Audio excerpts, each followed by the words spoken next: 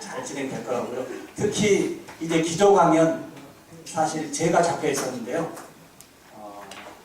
우리 회장님을 뵙고 나서 저가 교수님들 앞에서 기조 강연보다 소프트 파워 회사의 회장님이 직접 하시는 게 오늘의 이 융합에 우리 학회와 너무 맞다. 그래서 제가 4, 5일 남겨놓고 말씀을 드렸는데도 우리 회장님이 허락을 해주셔서 오셨습니다. 일단 회장님의 모든 프로필은 회장님의 말씀으로 듣고요. 네, 박수 한번 드리겠습니다.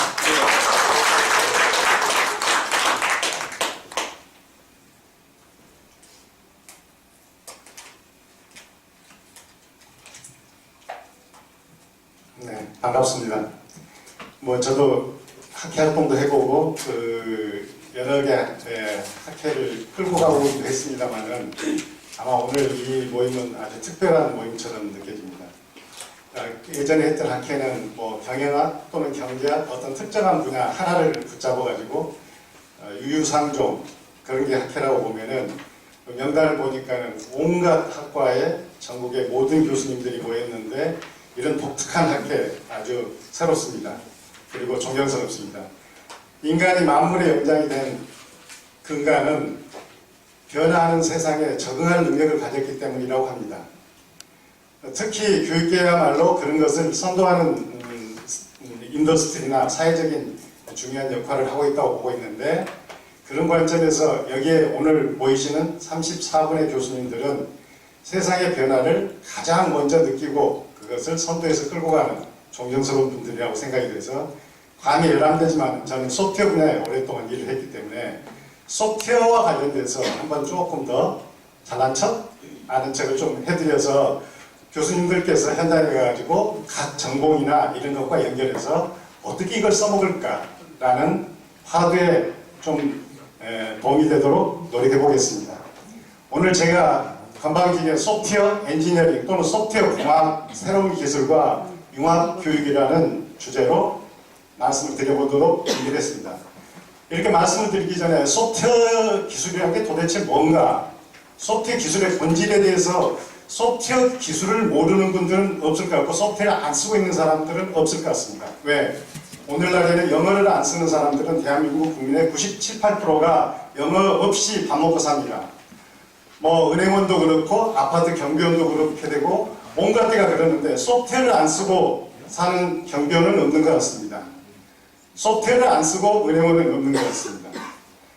그래서 소프트웨어를 누구든지 아는데 도대체 소프트웨어가 뭔가 라고 하게 되면 많은 사람들은 지역적인 얘기를 많이 하고 있습니다.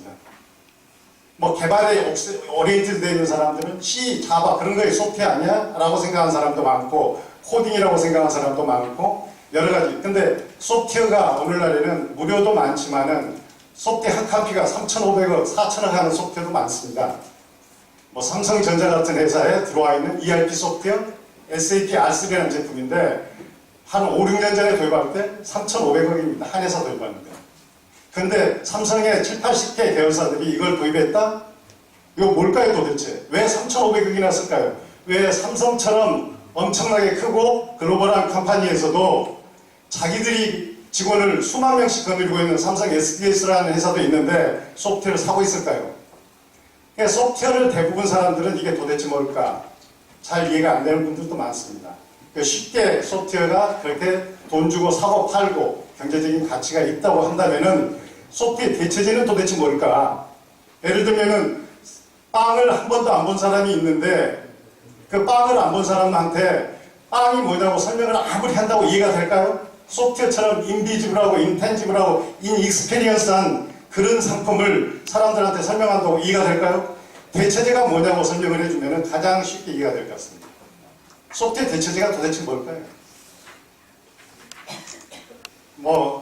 제가 교수님들한테 이 답을 듣기는 건방진 자리니까 교수님들이 학생들한테 여쭤보시고 쉽게 얘기하면 소프트웨어 대체제는 생산적인 측면에서 사람들이 하고 있는 모든 역할, 사람이 대체됩니다. 소프트웨어가 많이 중요하다고 누구든지 떠듭니다. 근데 그 사람들한테 다 얘기해보면은 100만 원짜리 정도 소프트웨어를 한 번도 사보지도 않은 사람들이 중요하다는 겁니다. 왜? 100만 원이나 되는 것을 어떻게 사? 라고 생각하면서, 근데 여기 교수님들 중에서 혹시 직장생활 하는 사람 중에서 월급 100만 원도 못 받은 사람들은 없을 텐데 한 달 월급의 2분의 1이나 5분의 1이나 경우에 따라서 10분의 1 정도밖에 안 될 텐데 그것도 안 사보면서 소프트웨어가 중요하다면 얼만큼 100만 원도 안 되게 중요하다고 생각합니다. 그런데 그 소프트웨어 때문에 대부분의 사람들이 일자리를 잃고 있습니다. 예전과 같은 방법을 하게 되면 직장에서 쫓겨나고 있습니다. 취업도 못하고 있습니다. 근데 중요하다는 것은 100만 원도 안 되게 중요하다고 생각하고 있고 심지어는 만 원짜리도 한번 사본 적이 없을 수준의 소프트웨어를 중요하다고 얘기합니다. 근데 그 소프트웨어가 사람들의 모든 역할을 뺏어갑니다. 그 대표적인 것이 초창기에는 경비 아저씨의 역할, 전철 매표원이나 검표원의 역할, 그 다음에 심지어는 CCTV나 이런 것들은 경찰관의 역할, 은행원의 역할, 심지어는 초중고등학교 선생님들의 역할 같은 것을 가장 빠르게 뺏어가고 있는 것이 소프트웨어입니다. 근데 정말 이렇게 소프트웨어를 중요시 여기고 있나? 한번 생각해 봐야 되겠죠. 그래서 소프트웨어를 설명할 때 가장 좋은 방법은 대체제가 뭔가 사람의 생산적인 능력, 생산적인 역할을 하는 능력, 근래에는 한 불과 20, 30%, 2, 3%입니다만은 소프트웨어가 소비적인 역할도 많습니다. 게임이나 뭐 컨텐츠나 이런 것들도 많은데 근본적으로 보면은 전 모든 인더스트리에서 사람의 생산적인 역할을 대체하든지 보완하든지 하는 관계가 있습니다. 그렇다면 이 소프트웨어를 제대로 모르고 무슨 전공을 한다? 10년 전에는 아무 문제가 없었습니다. 5년 전까지도 용서할 수 있었습니다. 지금 소프트웨어를 모르고 공부를 내가 전공 과목을 열심히 한다? 그거는 뭐냐? 소프트웨어로 대체될 가능성이 있는 펑션이나 사회적인 역할을 열심히 배우고 있는지 모릅니다. 그렇다면 교수님들께서 해줘야 될 것은 학생들한테 소프트웨어라는 것을 제대로 이해시켜서 소프트웨어의 대체제 역할을 할 것인가 아니면 소프트웨어의 보완제 역할을 할 것인가를 고민해 봐야 됩니다. 이제 그런 자리가 아마 융합교육이 아닐까 생각이 됩니다. 제가 사설이 길었는데 소프트웨어의 그런 관점에서 본질이 도대체 뭔가 한마디로 표현하면 소프트웨어는 인류가 발명한 온갖 것들이 있었습니다. 불도 있고 그죠? 전기도 있고 다이물러의 감식기도 있었고 전기기업, 제임스 와트의 전기기관도 있었는데 인류가 발명한 모든 도구 중에서 가장 위대한 도구, 최고의 발명 도구가 소프트웨어라는 겁니다. 아 그거 너무 당신이 그런 쪽에 종사한다고 편향되게 생각한 것 아니야? 혹시 이런 생각을 갖고 계신다면은 나 전공하고는 좀 달라, 우리 전공이나 우리 산업에서는 좀 달라 이런 생각을 갖고 계신다는 분들은 아주 진지하게 소프트웨어를 들여다보시면 좋습니다. 왜 그러는가? 소프트웨어는 아까도 얘기했던 것처럼 인간의 생산적인 역할을 하는데 그냥 인간과 비슷한 경쟁 상대가 아니고 인간으로는 비교할 수 없을 만큼 강력한 처리 능력을 갖고 있습니다. 예를 들어서 100m를 달리는데 지구상에서 여기 그림의 좌측편에 나온 것처럼 가장 빨리 달리는 사람이 우사인 볼트입니다. 9.6초 또 9.58초도 달성했죠. 근데 소프트웨어는 9.6초라는 그 기간 내에 지구를 73바퀴 돌고 옵니다. 우사인 볼트가 100m를 달리는 시간에 지구를 73바퀴 돌고 옵니다. 그 능력의 100분의 1이나 1000분의 1이나 10만 분의 1만 자기 분야에 적용하게 된다면 어떻게 바뀔까요? 이렇게 해서 시간을 절약하고 자원을 절약하고 비용을 절약하는데 나는 그래도 옛날에 했던 가락이 있고 경험이 있으니까 나는 현재 직장도 안정되게 있으니까 이거 깔고 앉아있으면 살아남을 거다? 그런 착각은 오래지 않아서 바로 바뀌게 됩니다. 특히 이 소프트웨어가 원래부터 이런 능력을 갖고 있었는데 예전에는 별 볼 일이 없었습니다. 특정한 인더스트리의 문제였습니다. 이유가 뭘까요? PC를 기반으로 했기 때문입니다. PC라는 것은 24인치나 22인치짜리 덧대만한 모니터가 있게 되고 본체가 있게 되고 107개 키보드가 있게 되고 마우스가 있게 되고 220V 전원을 꼽아야 되고 RJ45잭에 랜을 꼽아야 되는데 그 자리에 정확하게 위치해 있는 일만 자동할 수 있었습니다. 근데 2007년 6월 29일 날 스티브 잡스가 처음으로 강력한 휴대용 컴퓨터를 꺼내면서 이것을 새로운 시대의 컴퓨터라고 하지 않고 전화기라고 했습니다. 스마트폰. 그런데 이 많은 바보들은 이 안에 가보면 지금 250만 개 정도 전화를 거는 어플, 문자를 주고받는 어플도 있는데 나머지 250만 개는 모르고 지금도 전화를 쓰고 있는지도 모릅니다. 이렇게 강력한 컴퓨터, 필요용 컴퓨터가 나와서 이렇게 도봉산 산 꼭대기에서도 일을 할 수 있게 되고 정보를 취할 수가 있게 되고 자기 의사를 표현할 수 있게 되다 보니까 누구나 언제 어디서나 범용성 있게 이런 컴퓨팅 파워를 쓸 수 있다 보니까는 어떻게 됐겠어요 이게? 소프트웨어가 전산학과나 컴공과를 넘어서서 지구 전체 모든 경영학 버트, 인사 문제 버트, 생산 문제 버트, 예술 분야까지 지배를 하든지 영향을 받는 세상이 되게 된 겁니다. 실제로 지구상의 모든 자원은 한정되어 있습니다. 석유, 석탄, 심지어는 맑은 공기, 맑은 물도 한정되어 있습니다. 요즘 너무 처절하게 미세먼지 때문에 맑은 공기가 중요하다는 걸 느끼시죠, 이게. 그런데 지구상에서 가장 양질의 자원이면서 무한히 풍부한 자원이 있는데 뭘까요, 이게? 컴퓨팅 파워입니다. 여러분들이 쓰고 있는 스마트폰은 적어도 5년 전이나 10년 전에 100명이나 200명 정도가 동시에 접속해서 쓸 만큼 강력한 서버보다도 더 빠른, 더 용량이 많은 컴퓨팅 파워를 갖고 있습니다. 다만 여러분 호주머니 속에 들어서 1%나 5%나 3%밖에 CPU를 안 쓰든지 메모리를 안 쓰고 있을 뿐입니다. 그래서 여러분들은 매달 삼성전자로부터 그 스마트폰 만드는 삼성전자로부터 수십만 원씩 돌려받고 계시죠? 저는 매달 돌려받는데 아직 못 돌려받은 분들도 계신 것 같네요. 돌려받았다는 사람은 잘 못 들어봤어요, 이게. 그거 무슨 소리냐? 놀고 있는 자원이라는 거죠.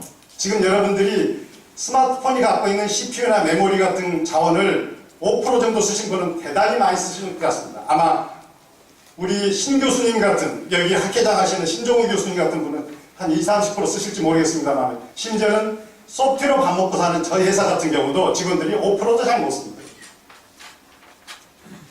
그렇게 놀고 있는 자원, 근데 그게 대체제가 뭐라고 했더라? 인간의 생산적인 모든 역할을 대체하는 대체 재산인데, 그 놀고 있는 가장 값싸고 풍부한 양질의 자원을 어떤 일에 써볼 건가, 여기에 이런 일을 할 때 쓸 건가, 그걸 결정하는 게 소프트웨어입니다. 소프트웨어 굉장히 현실적이고 너무 중요하고 누구도 피해갈 수 없는 거라고 봐주실 것 같습니다.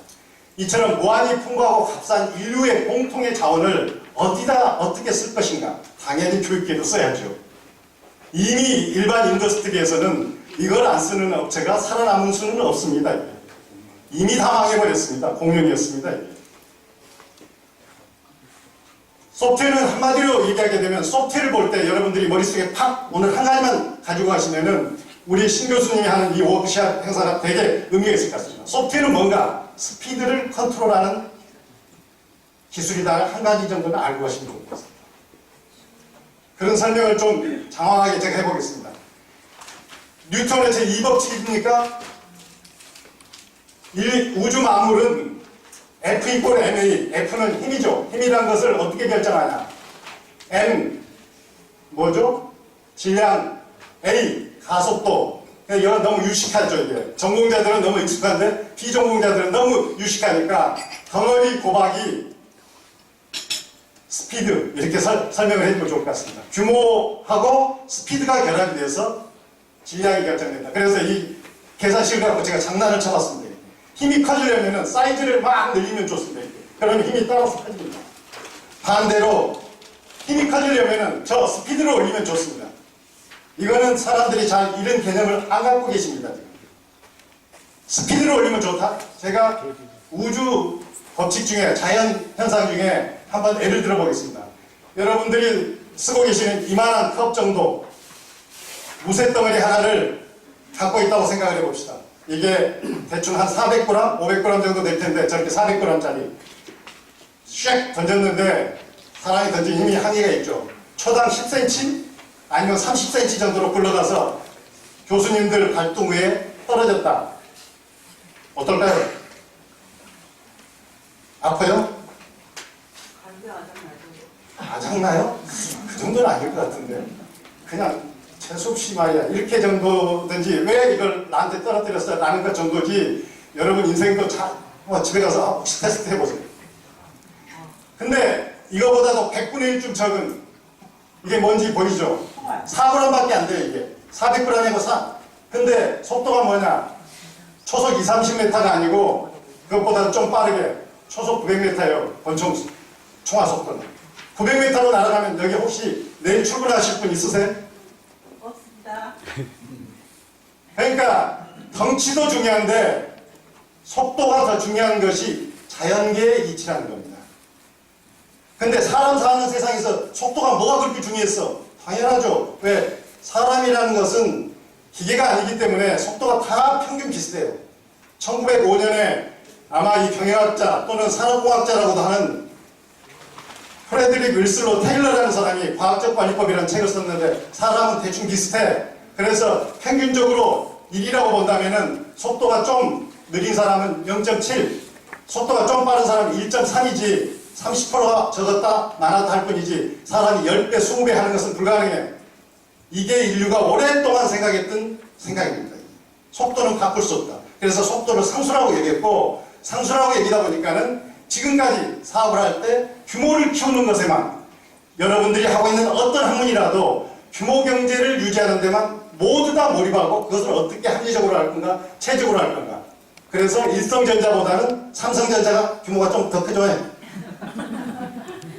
인원을 늘리든지 땅을 더 많이 확보하든지 공장을 더 많이 짓든지 규모 경제만 합니다. 근데 오늘날처럼 경쟁이 치열한 자본주의 사회에서 직원 5명 갖고 창업한 조카한테 야씨 사업을 하려면 50명은 돼야지 5명이 뭐냐 이렇게 얘기하는 사람은 정상적인 사람입니까? 누가 그걸 몰라? 그럼 네가 해봐. 대책 없는 거죠. 그러니까 경쟁이 치열한 사회에서는 규모를 키운다는 게 쉽습니까? 너무너무 어렵죠.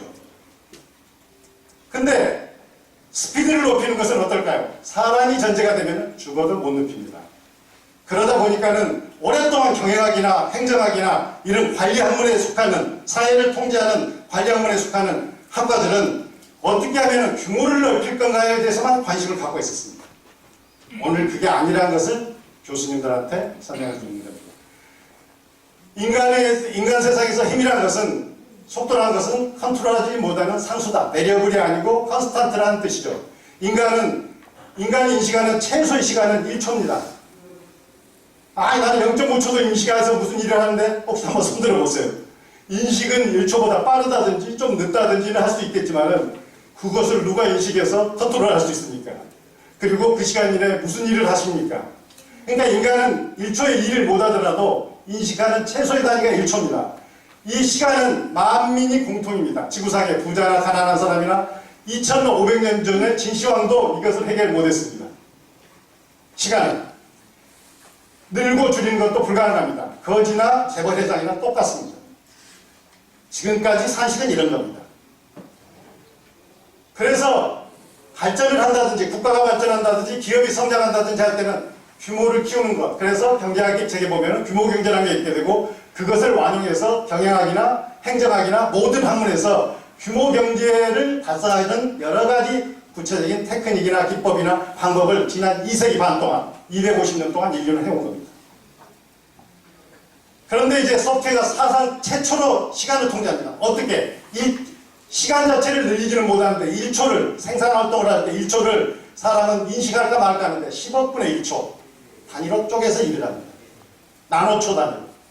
나노초라고 하죠, 이게. 15분의 1초 단위로 쪼개서 일을 합니다. 그래서 어떤 것은 0.001초 내에 끝난 경우가 많습니다. 여러분들이 무슨 예금을 하든지 예금을 찾든지 이런 중요한 일도 0.001초 내에 하기 때문에 전국에 수만 명이 그 동시에 처리하더라도 컴퓨터 한 대가 알아가지고 그 만 명의 일들을 다 처리해 줍니다. 따라서 15분의 1초 단위로 빠르고 또 그것도 대충 가면 좋겠는데 정확하고 그러다 보니까 당연히 값은 사람하고 비교할 수 없이 곤두박질을 칠 수밖에 없습니다.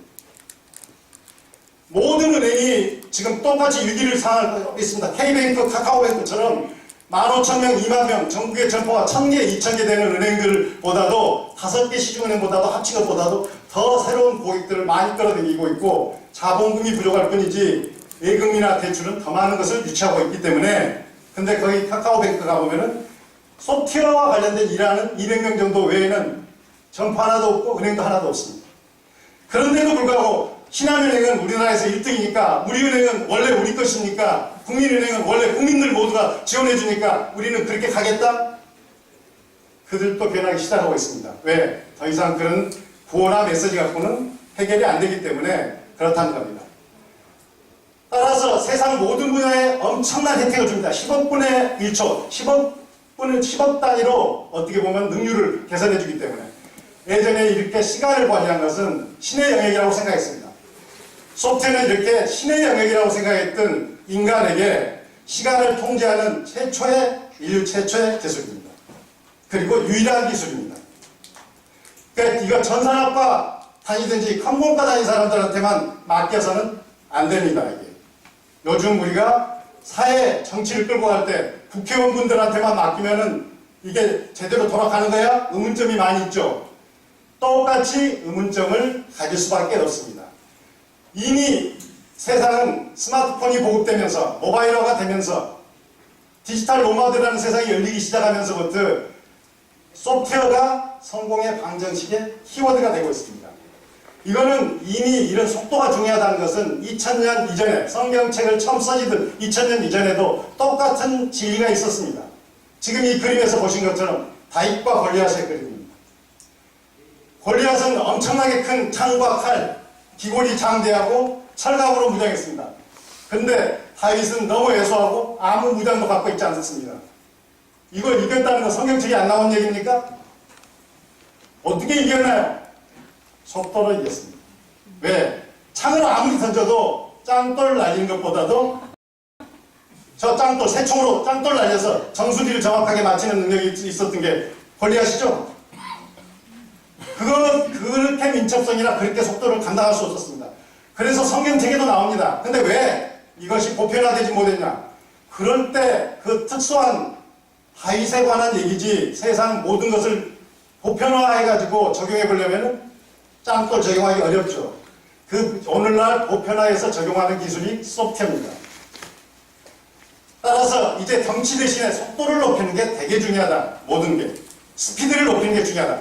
여러분들이 스피드를 높인다든지 생산성을 높이기 위해서 막 빨리 하라 하는 것 옛날 우리나라 사람들 잘했다는 거죠. 지구상에서 빨리 그것하고 전혀 다른 개념입니다.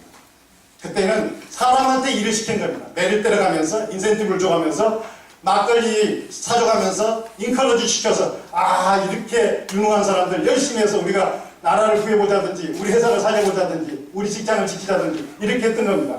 그래서 3일 밤낮 세워가지고 한 달 만에 못할 일들을 하게 하든지 한 주일 할 일을 한꺼번에 하게 합니다. 이거하고는 다른 얘기입니다. 그런 식의 접근은 3일 일하고 2주일 동안 몸살라서 전체적으로 보면 옳은지 그른지를 다시 생각해 봐야 됩니다.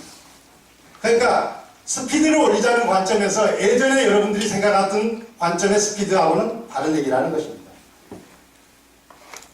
그래서 오늘날에는 소프트웨어가 모든 성공을 부장하는 수단입니다. 그리고 그래서 뭐 어떻게 한다는 거냐. 가능한 빠르고 넓게 사업을 하신 분이든 학문을 하신 분이든 공부를 학습을 하는 분이든 자기 분야에 어답테이션, 적응하는 것이 되게 중요합니다. 왜 이걸 적응 못하는지 어떻게 하면 적응하는지는 후반부에 설명을 좀 드리도록 하겠습니다. 실제로 지구상에서 가장 성공했던 오늘날 창의적인 문제 해결 능력으로 성공했다는 스티브 잡스, 빌 게이츠, 저커버그라는 사람 많이 아시죠? 우리나라 이 세 분이 위인이죠. 다. 우리나라 사람들이 다 위인으로 여기죠. 또 우리나라 동네에서 나온 카카오톡의 김범수 의장 들어보셨죠? 네이버의 이혜진 의장 들어보셨죠? 직방 김봉진 사장 들어보셨죠? 배달의 민족. 직방 가방 들어보셨죠? 이렇게 성공한 사람들은 다 알고 계시죠? 그들의 공통점이 뭡니까? 소프트웨어입니다. 소프트웨어를 자기 업무 분야에 적용한 사람. 이걸 오늘날 사람들은 창의력이라고 헛소리를 해서 창의력이 뭔지에 대한 것, 창의력 교육을 어떻게 해야 되는지를 모르고 지금 창의력을 얘기합니다. 그건 조금 이따 제가 얘기하겠습니다. 따라서 영어보다도 수학보다도 필수적입니다. 앞서서도 말씀드렸지만 영어를 써가지고 밥 먹고 살아다 우리나라 1.5%밖에 안 됩니다. 외교관, 상사맨, 영어교사 그 외에는 영어를 안다기보다는 스펠링을 좀 알아서 여기가 북스토어인지 카페인지 정도를 알면 되는 것 아닌가요? 그걸 영어 공부를 1년에 25조 원씩 투자해가지고 사교육을 해야 될 만큼 수준인가요? 그러니까 전 국민의 1.5% 정도밖에 영어 갖고 밥 먹는 사람이 없는데 영어는 25조 원씩 투자하면서 앞으로도 영어가 중요할 거라고 생각합니다. 우리 신 교수님이 소개해서 이미 익히 여기 계시는 교수님들은 알고 계시겠지만은 만통이라는 앱을 하나 다운로드 받아서 한번 비교해보세요. 만국어 통역기 약자 구글 플레이스토어나 애플 앱스토어에 가보면 있는데 한번 비교해보세요. 영어 갖고 밥 먹고 사는 것이 가능한지 컴퓨터하고 앞으로도 싸울 건지. 근데 왜 영어 하필이면 영어냐? 요즘처럼 우리나라 수출도 가까운 것도 5천년 역사도 중국인데 수출도 수입도 많이 하고 있고 중국어는 왜 안 해야 되냐? 그럼 놀러 갈 때 스페인어도 해야지. 프랑스어도 해야지. 어떻게 사람이 감당할까요? 영어가 중요해요? 수학이 중요해요? 웃기는 소리 하지 마세요. 소프트웨어보다도 100만 배 중요해요. 저기 회장님 강의 중에 죄송한데요. 우리 회장님이 말씀하신 만통이 회장님이 개발하신 어플이에요. 일단 박수 한번 드리시죠.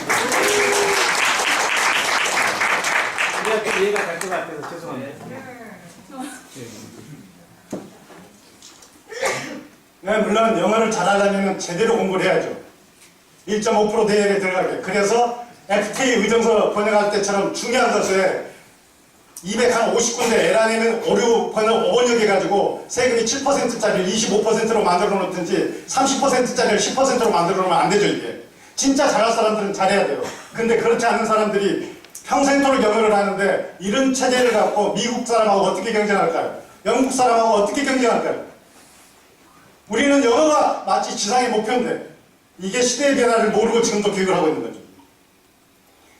따라서 영어 수학보다도 필수적인 교양 과목. 그래서 2015 학년도에 우리나라는 미국이나 영국보다도 훨씬 늦게 영어 수학 소프트웨어가 필수 교과목으로 된 거죠. 의무 교과목으로 된 거죠. 그렇지만은 시간 수는 굉장히 시차 수는 17시간, 34시간 이 정도를 지금 가르치면서 큰 소리 치고 영어나 수학 선생들은 절대 양보하고 싶지 않다는 거예요. 세상의 변화를 정말 모르고 있는 거죠. 이미 미국이나 영국이나 중국이나 인도나 심지어는 일본 같은 나라들은 우리보다도 4년, 5년에 앞서서 초등학교 들어가기 전 유치원 때부터 소프트웨어 교육을 가르치고 있습니다. 이스라엘 같은 나라는 고등학교 졸업할 때까지 적어도 소프트웨어를 10개쯤 만들어보고 졸업하게 만들고 있습니다. 그래서 지구상에 가장 경쟁이 있는 나라가 되죠. 이렇게 소프트웨어로 속도를 높인 만큼, 소프트웨어로 속도를 높인다고 했죠. 스피드를 높인 만큼 규모를 키울 방법은 지구상에 어떤 유능한 사람도 없습니다. 삼성도 마찬가지고 세계적인 기업들도 그 규모, 왜? 어떻게 15배를 늘리 지금보다도 규모를 키울 수가 있겠어요. 그러니까 규모, 스피드만 모든 것을 좌우한 것은 아니고 규모와 스피드 반대. 이제 스피드가 더 중요해지다 보니까는 엊그저께까지는 땡전 한 푼도 없는 개천에 있는 지렁이가 용이 되는 날이 많이 발생하고 있는 것이 이런 변화 때문에 발생하고 있는 것이라고 봐야 됩니다. 그렇다면 교육은 교육에 대해서 생각해 봅시다. 여기에 계신 분들이 저보다도 교육은 훨씬 더 전문가고 할 말이 별로 없습니다만 저는 이렇게 짧게 얘기해 보겠습니다. 교육의 목표는 소프트웨어 교육뿐만 아니고 모든 교육의 목표는 뭘까요? 문제 해결 능력을 확보하는 겁니다. 대학교 들어간 게 아니고 수능 잘 보는 게 아니고 영어 잘하는 게 아니고요. 왜? 미국 사람한테 물건을 팔려다 보니까 미국의 신기술을 도입하려다 보니까 영어를 공부하는 거지 그게 목적이 아닙니다. 따라서 문제 해결 능력을 배워가는데 그 배워간다는 관점에서 보면은 인류는 끊임없이 수많은 문제에 부딪혀왔습니다. 만년 전에 사람들이 생산활동을 하기 전에는 제1차 산업혁명이 일어나기 전에는 먹을 것이 제일 궁했기 때문에 어떻게 하면 이 먹을 것을 안정되게 확보할 건가를 연구하다가 종자라는 것을, 씨앗이라는 것을 발견하게 되고 농사법을 점점 익혀서 그 기근에서부터 물러나게 됩니다. 16세기, 17세기 이렇게 기근을 어느 정도 해결한 상태에서 사람들은 이제 뭔가 옷도 거창하게 입고 싶고 집도 괜찮은데 살고 싶은데 소, 돼지와 같이 헛간에서 자고 마구간에서 식생활을 하고 더 나가서는 옷도 곰 털이나 이런 걸 입는다는 게 말이 안 돼. 식 문제를 했으면 의주도 해결하자라고 생각해서 일어난 것이 1760년대 영국의 런던이나 햄프셔나 이런 지방에서 일어났던 산업혁명입니다. 그러니까 그때는 기계라는 걸 발견하게 됩니다. 사람이 인위적으로 하지 않더라도 기계라는 걸. 이렇게 해서 인류는 어떤 문제가 발생할 때마다 그 문제를 해결하는 방식을 찾아왔습니다. 이게 변화의 대응 능력이고 문제 해결 능력이라고 하면 좋을 것 같습니다. 그래서 이런 과정을 전천해 놓은 것이 인류 문명의 발전사라고 해도 과언이 아닐 겁니다.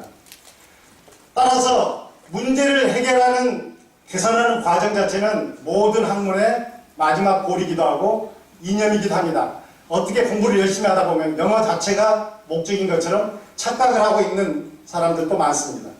그리고 뭐 요즘 스카인가 무슨 연수국처럼 대학 들어가는 것 자체가 이런 미친 사람들도 있습니다. 뭐 그건 극이니까 그 자체도 충분히 미닝풀하다고 보고 있습니다만은 풍자하고 있는 거죠, 사회를. 따라서 이제 창의력이 중요한 세상이 닥치고 있습니다. 왜? 세상 모든 게 자동화되고 이렇게 기계화되다 보니까. 그럼 창의력이 도대체 뭐냐? 특히 교육하신 분들은 창의력 교육 하는데 도대체 창의력이 뭐냐?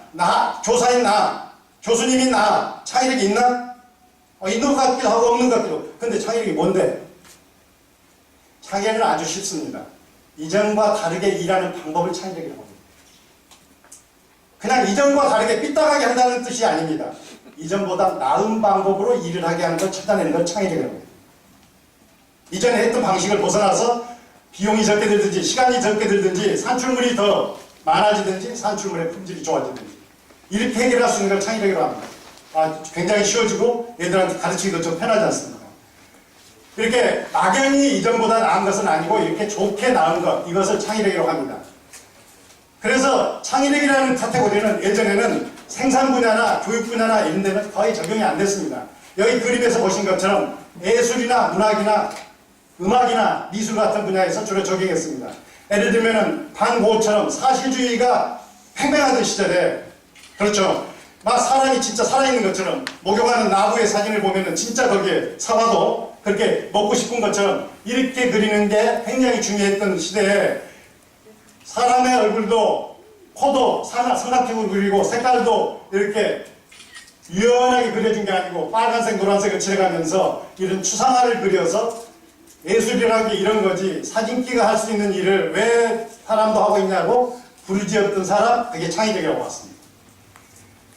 그 다음에 판토마임 같이 몸 동작만 갖고 말 한마디도 안 하고 나서 인간의 희노애락 감정을 전부 다 전달할 수 있는 거 창의력이라고 봤습니다. 찰리 채플린이죠. 그 다음에 한 20년 전에 우리나라에서 나서 건들건들하고 까불던 아이돌 있죠. 서태지와 아이들. 이게 정말 우리나라의 문화계를 바꿔놨고 문화계 대통령이라든가 국대통령이라든가 하여간 이게 헌법상에 없는 기관도 올라가는 것도 사실이죠. 이렇게 뒤집어 놓은 것을 지금까지는 창의력을 했습니다.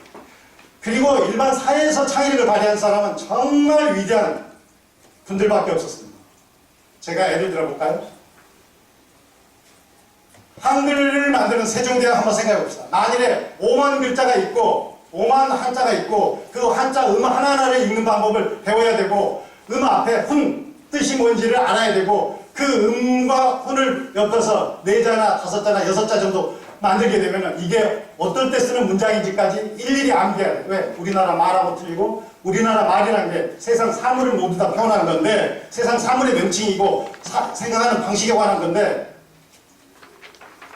어떻게 보면은 그런 것을 일일이 표현해야 된다? 너무 어렵지 않습니까?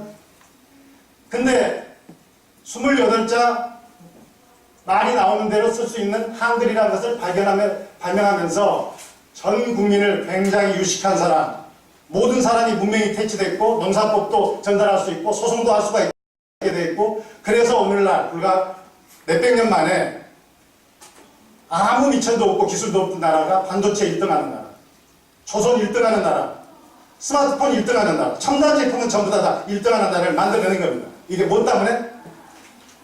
박정희 대통령 때문에? 한글 때문에.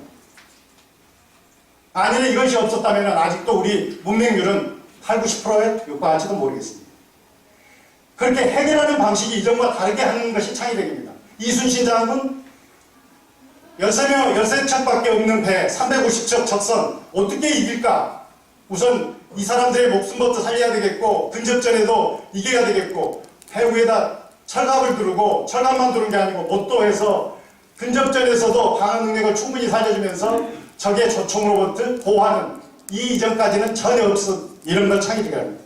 그 옆에 정주영 회장님, 어떠신 분입니까?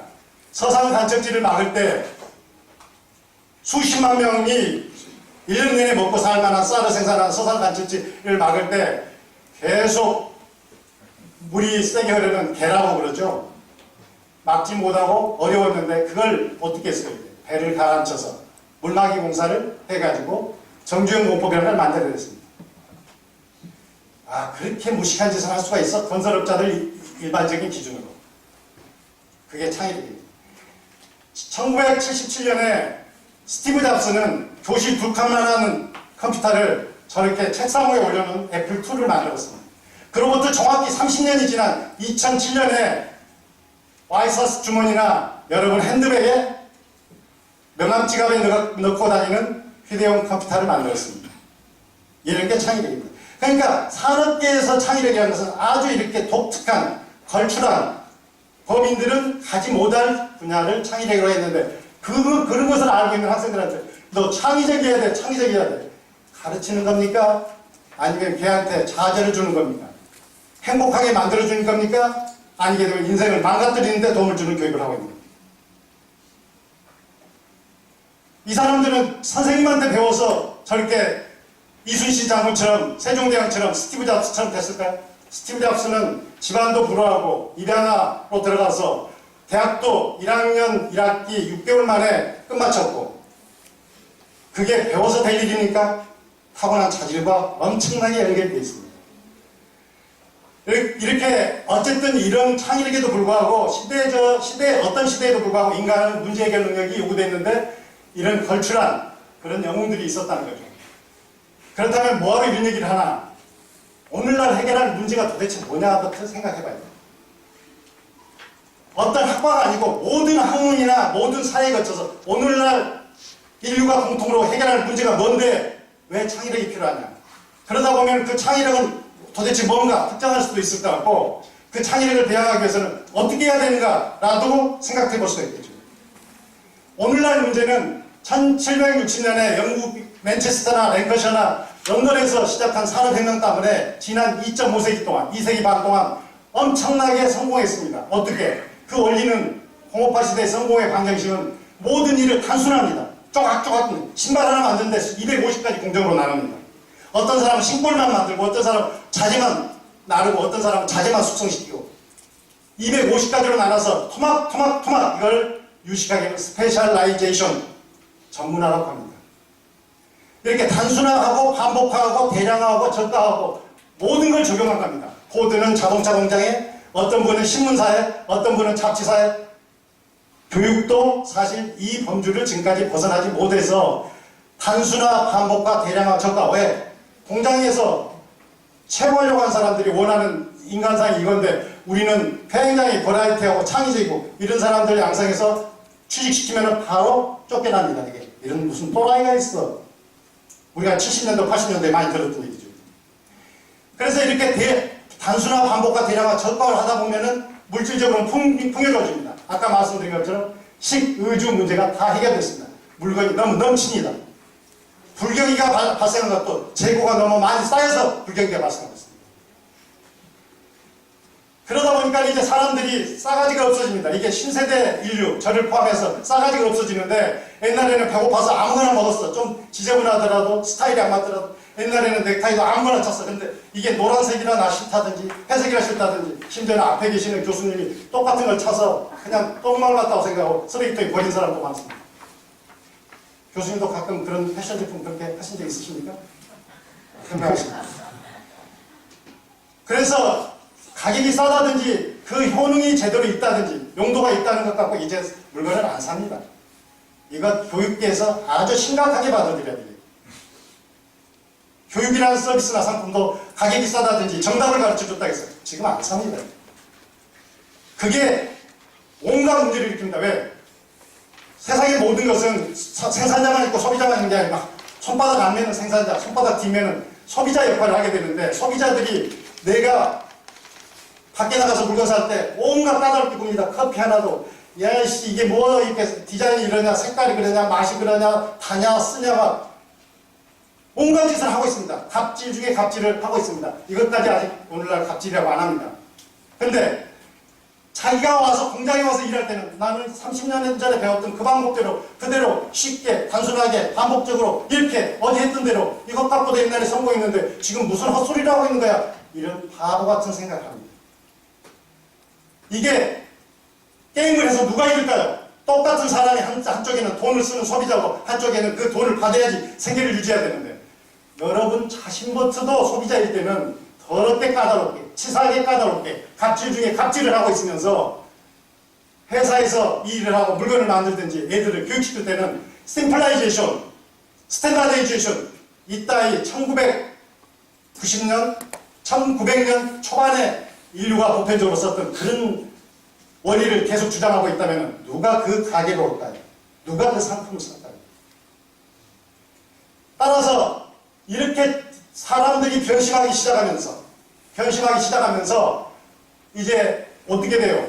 전통적인 전통적인 경제학 학문들이 틀이 처음부터 완전히 무너지고 있습니다. 거의 모든 학문들이 무너지고 있습니다. 왜? 그때 성공했던 단순한 반복과 대량화 적과는 바로 망하는 지름길입니다. 그래서 칼라 필름 중에 가장 유명한 코닥은 망했고, 그래서 소니는 텔레비에서 꼴등하는 회사가 되어버렸고, 이렇게 사례를 들려고 하면은 뭐 토이절러스는 어떠고 저쩌고 메이즈 백화점은 어떠고 저쩌고 한 1년이고 3년이고 저는 들 수 있을 것 같습니다. 제가 항상 최고 경영자들을 대상으로 마인드 변화 교육을 할 때 이런 것들을 많이 얘기했기 때문에 3년은 들 수 있을 거예요. 이제 더 이상 전통적인 기법은 무의미해지게 되고 공장시대 도구로는 해결하지 못합니다. 이유가 뭐냐? 소비자들은 개성화, 다양화, 고도화, 민첩화, 에질리티 또는 변덕스럽게 싸가지 없이 등 이렇게 다 똑같이 해야 돼요. 요즘 새끼들은 그동안 뭐라고 표현하더라도 그것은 변화했습니다. 이미 돈을 쓰는 입장에서 물건을 살 때 이것은 뭐냐면은 잔잔하게 밑바닥을 검토해보면은 인간성 회복과 관련된 일입니다. 못 먹고 살던 때는, 못 입고 살던 때는 맞으면서도 직장을 다녔습니다. 요즘은 월급을 줘도 안 다닙니다. 그런 직장.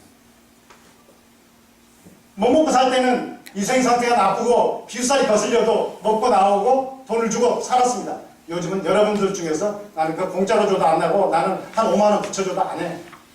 여기 다 5만원 너무 적나요? 여기 계시는 교수님들 소득 수준으로 보면 50만원 붙여줘도 안 해. 근데 어린이들도 다 그렇게 변하고 있습니다. 따라서 오늘날의 문제라는 것은 이렇게 옛날에 성공신화였던 것이 무너지는 대신에 사회가 요구하는 개성화, 다양화, 고도화, 민첩화, 옛날보다도 가격을 비싸게, 옛날보다 늦게 배달을 해도 좋아, 가격도 싸고 배달도 빨리 해주면서 돈도 싸면서 그 다음에 내일 아침에 원하는 시간에 새벽에 밥 먹기 전에 출근하기 전에 내 스타일로 넥타이도 모양을 만들어서 납품해주면 사고, 근데 비싸게 주라고? 안 줘. 이게 새로운 시대에 맞췄거든요. 따라서 개성도 반영하면서 값도 싸고 딜리버리 시간도 짧게 주는 이런 거 소프트웨어밖에 못합니다. 사람이 끼어들면 죽어도 못합니다. 만일에 여러분들이 카카오톡과 같은 메시지를 각 집마다 4,200만 명한테 내일 순식간에 보내주려면 우체부가 몇 명 있어야 될까요? 우체국이 몇 개 있어야 될까요? 한 50억 명? 우체국을 한 5억 개? 비용을 얼마나 투자해야 될까요? 카카오톡 얼마 들고 쓰고 매달 쓰고 계십니까? 소프트웨어가 끼어들어서 그것을 제로로 하면서도 김범수는 우리나라 최대 재벌로 만들고 있습니다. 이런 걸 보면서 교육은 달라, 교육 분야는 달라, 여기는 보수적인 집단이거든. 그러던 시절도 있었죠. 왜? 애 새끼들 학교에서 선생님들한테 싸가지 없이 굴든지 버리장머리 없는 걸 보면서도 그런 얘기를 하고 싶으십니까? 학생들한테 얻어맞고 있는 세상 교권 그런 건 아닌가요 요즘? 그러니까 세상의 변화를 맞출 수밖에 없는 거죠. 따라서 이 시대가 직면한 이런 문제, 단순한 반복과 대량화, 적과 체제를 개성화, 다양화, 고도화, 민첩화라고 바꿔주는 유일한 도구가 뭘까요? 소프트웨어 기술밖에 없습니다. 왜 소프트웨어가 유행하는가? 왜 스마트폰이 나왔는가? 다 따져보면 이력에서부터 비롯되고 있습니다.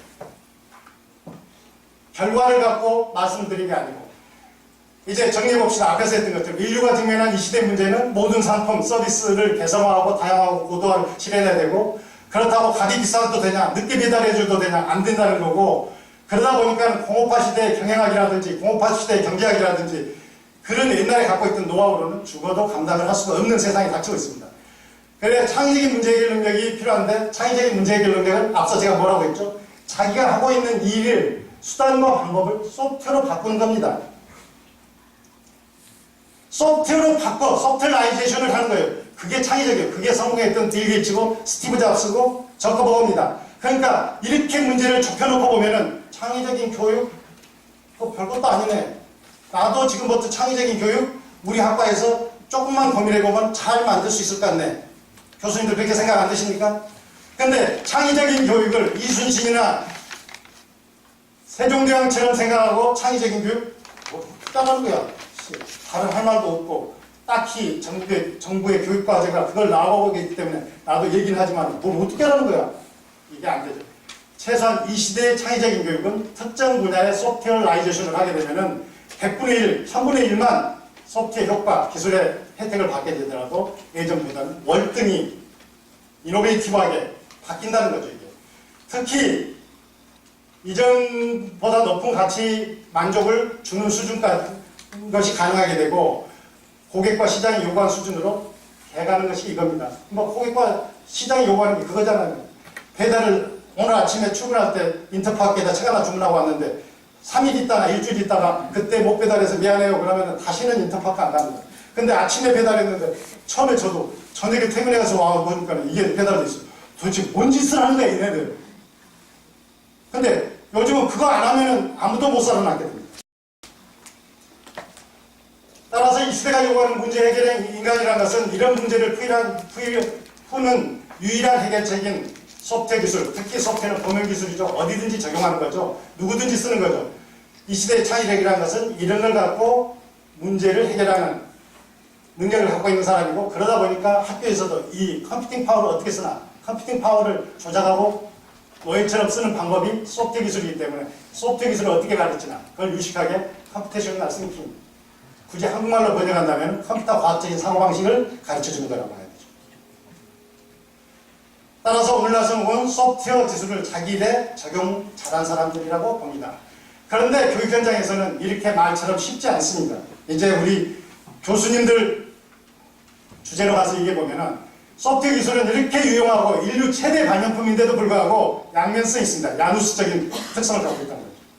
그 하나가 뭐냐? 엄청난 유용성과 적용까지도 불구하고 그 반대편에는 기술을 아무나 배울 수 있는 건 아닙니다. 100명이 있으면 그 중에 10명밖에 소프트웨어 기술을 배우고 싶지 않아 합니다. 전산학과나 이런데 무슨 장학금을 줘도 나는 못해, 나는 안 해부터 시작합니다. 그리고 10명이 배우면 그 중에 3명 정도밖에 대학 졸업할 때까지 소프트웨어를 조그마한 아주 간단한 소프트웨어도 짜보는 수준에 도달하게 됩니다. 3명 정도는. 나머지 7, 8명은 전산학과를 제가 나오신 분들도 계실 텐데 전산 구경학과로 나옵니다. 그리고 3명 중에서도 실제로 3년 이상 계속 일을 하는 사람은 20%밖에 안 됩니다. 왜? 소프트웨어 개발이 그렇게 하드한 일이라고 해요. 머리 쓰는 일.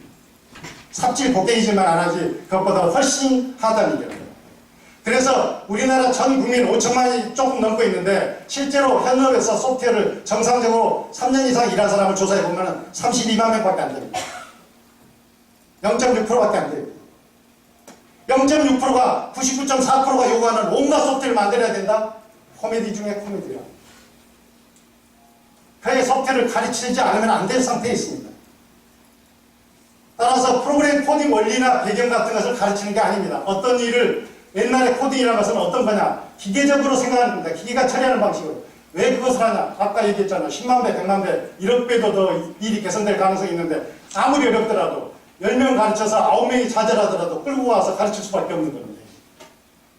그래서 코딩을 한다는 것은 인간의 사고체계나 인간이 일을 하는 방법이나 순서와 다르게 기계가 일하는 방법, 그것도 전자기계가 일하는 방법, 그 안에 가보면 비트, 바이트 같은 이런 치졸한 방법, 이것을 사람을 가르치는 겁니다. 그래서 지구에 있는 모든 사람들한테 이 기계를 가르치는 미친 짓을 인류 전체가 지금 시작했습니다. 왜 그 미친 짓인지 알면서 했냐? 소프트웨어는 그만큼 밸류업을하고 프로스펙트하고 중요하다는 거예요. 아무리 엄명을 자제를 시키더라도 해야 된다는 것이 소프트웨어 교육입니다. 이 하드웨어 교육은, 코딩 교육은 하드웨어 조작 방법이라든지 하드웨어가 일을 처리하는 순서라든지 하드웨어 로직 같은 것을 가르친 겁니다. 사람에게는 난해하고 복잡하고 까다로울 수밖에 없는 기술인 겁니다.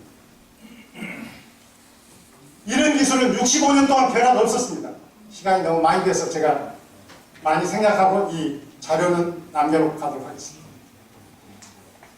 그래서 소프트웨어 교육은 학생들도 배울 수 있는 적합한 도구나 기술을 해야 되고, 무엇보다도 중요한 것이 전국에 있는 모든 학생들한테 소프트웨어를 영어, 수학처럼 의무교육으로 시키려고 하는데 가르칠 교사도 없습니다.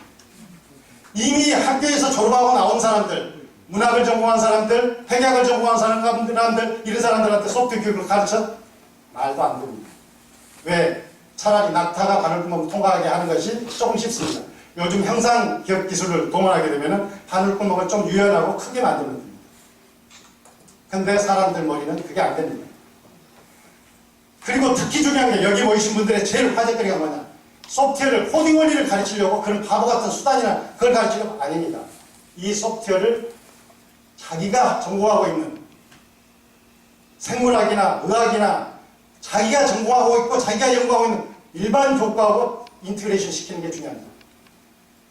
그렇죠? 이게 융합교육 아닌가요? 이게?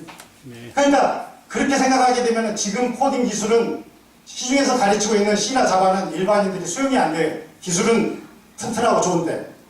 그리고 나머지 스크래치나 이런 도구 같은 기술들은 스크래치나 엔트리 같은 거 가르쳐 보신 분들도 계실 텐데, 그런 본질적인 문제와는 아무 관계없이 컴퓨터 내부에 작동하는 메커니즘을 배우는데 그것도 프로그램 못 잡니다.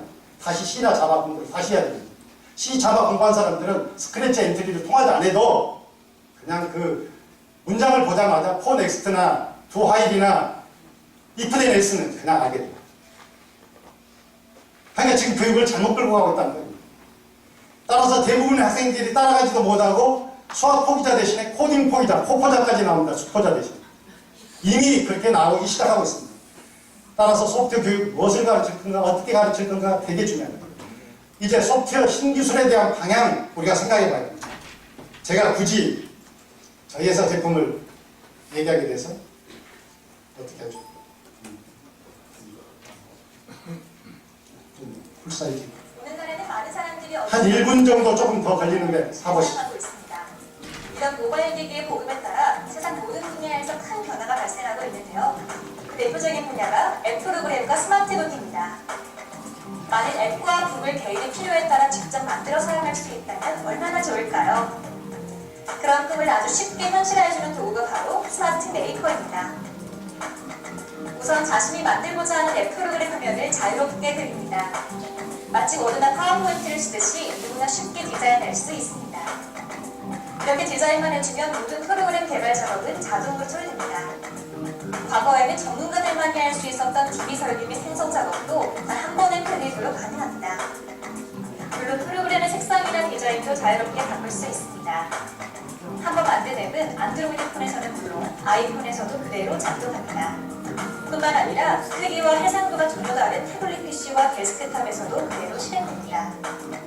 이처럼 스마트 메이커에서는 누구나 즐겨 사용하는 라이프 스타일 관련 앱뿐만 아니라 비즈니스 현장에서 사용되는 복잡한 업무용에도 구현이 가능합니다.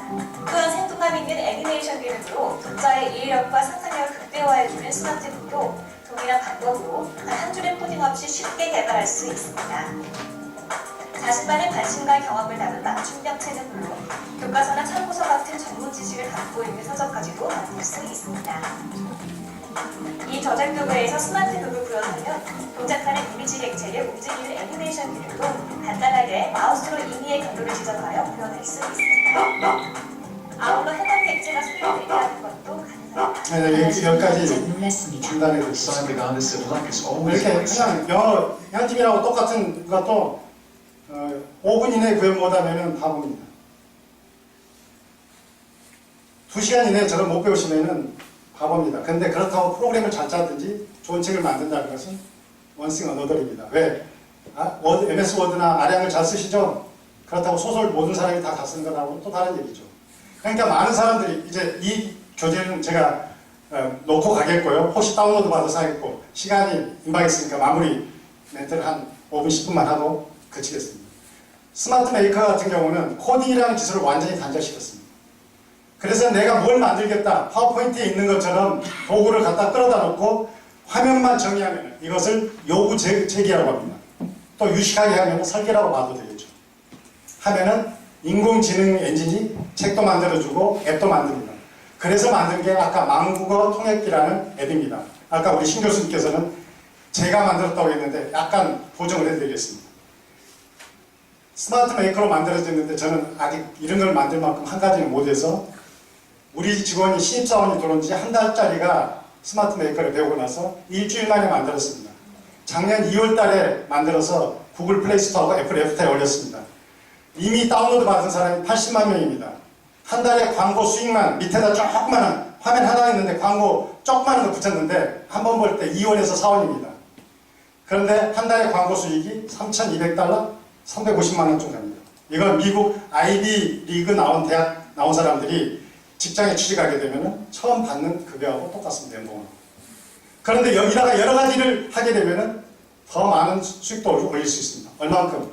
서울시내 지하철역 안내하는 앱이 많은데 한 10개, 20개 되는데 그 중에 랭킹 1, 2, 3위 정도 하는 것들은 한 달에 광고 수익이 4천만 원, 5천만 원. 1원도 안 받고 그냥 깔고 쓰고 계시지 않습니까? 한 달에 4, 5천만 원 합니다.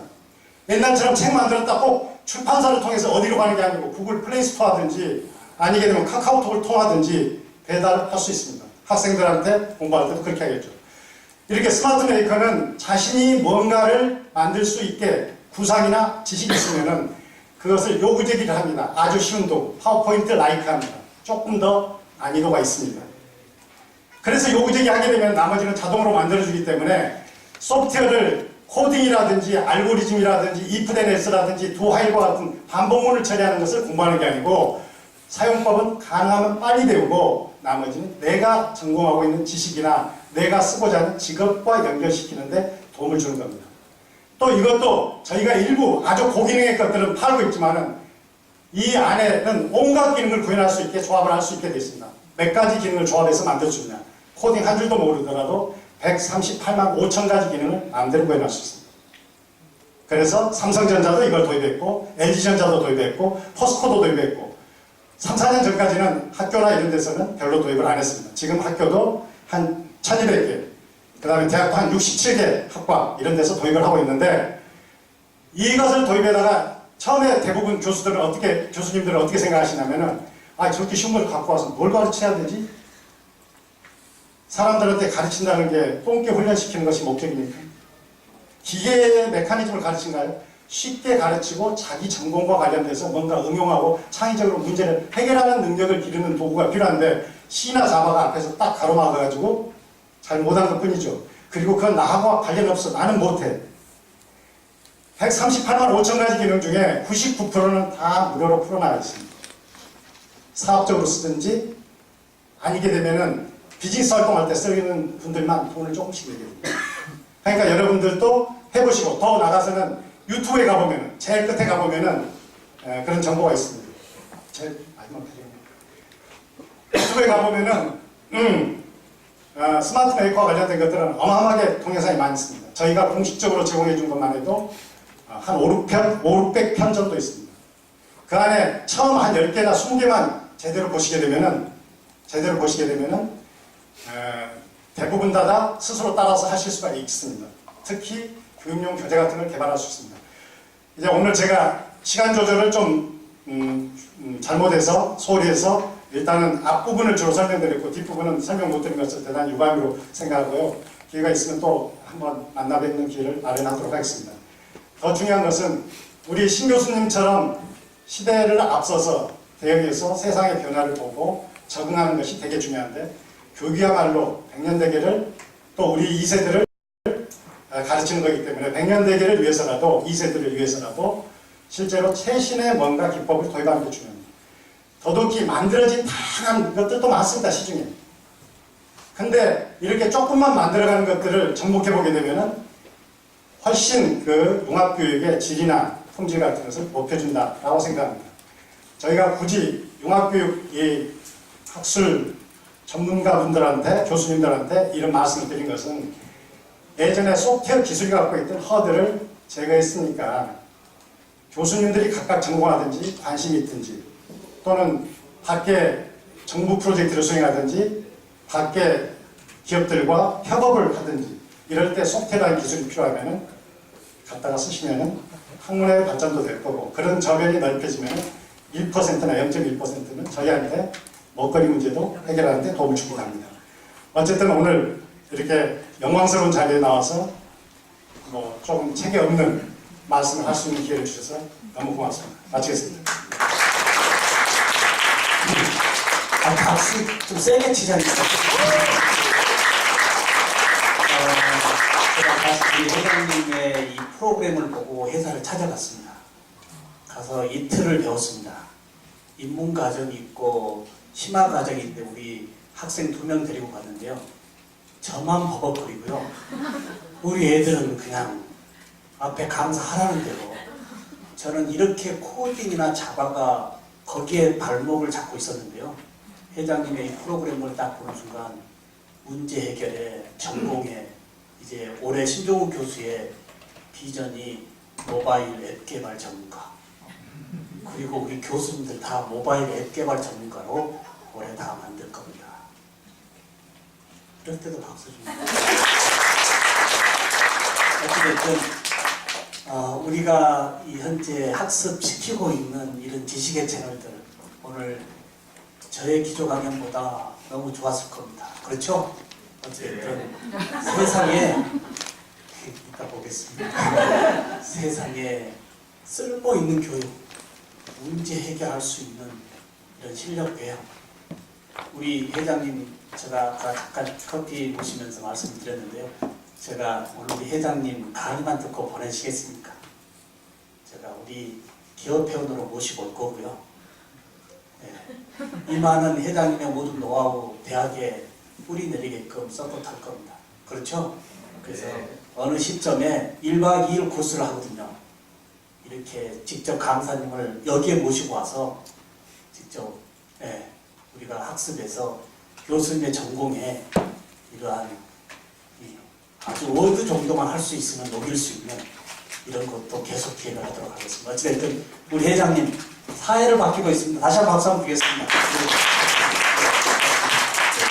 그리고 우리 회장님이 이 자료를 김기룽 회장님이시고 좀 이따가 명함도 다 가주셨고요. 그 다음에 이 발표 자료를 아까 주신다고 했죠? 네. PDF를 제가 변환해서 즉시 제가 우리 단톡방에 올리겠고요. 어찌됐든 식사 맛있게 하시고 이제 오후부터는 머리가 아플 겁니다. 네. 오늘 머리가 지근지근 아파야 돼요. 네. 오늘 식사 맛있게 하고요. 다시 진행하도록 하겠습니다. 지금 가시기 전에 여기서 전체 사진 하나 찍고 이렇게 막 식사하러 가도록 하겠습니다. 문을 잠글 테니까요. 도움만 가져가시고요. 나머지는 그대로 놓고 가시고